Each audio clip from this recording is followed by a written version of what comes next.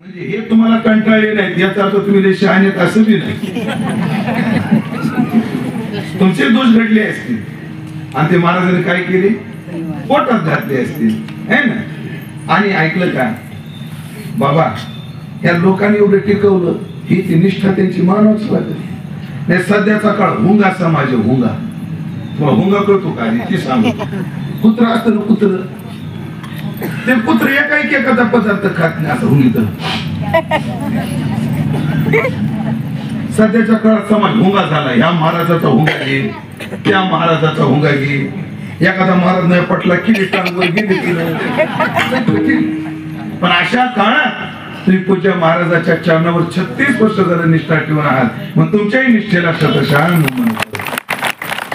म्हणून एकच यस्मानोद्विजेते लोको आणि लोकांद्विजेते चया. हा लोकाला कंटाळत नाही आणि लोक याला कंटाळत नाही. असं हे नातं भेकराई नगरचं आणि बाबाचं जुळलेलं आहे.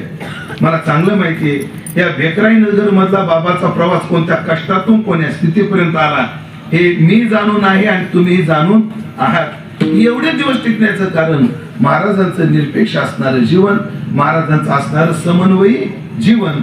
आणि या 3 तप संपन्न होत असताना जो 5-6 वेळा चिंतन सेवा करण्याचं भाग्य मलाही प्राप्त झालं.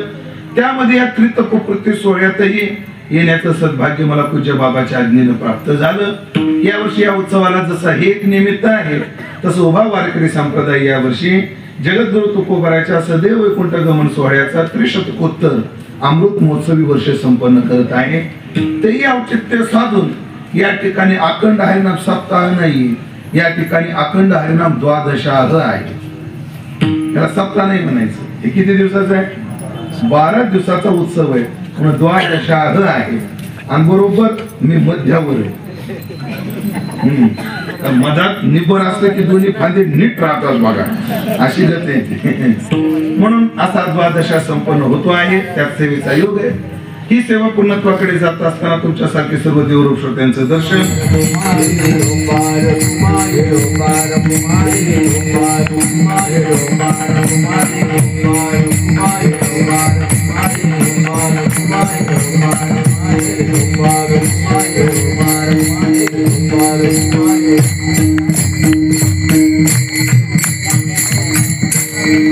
या पुढे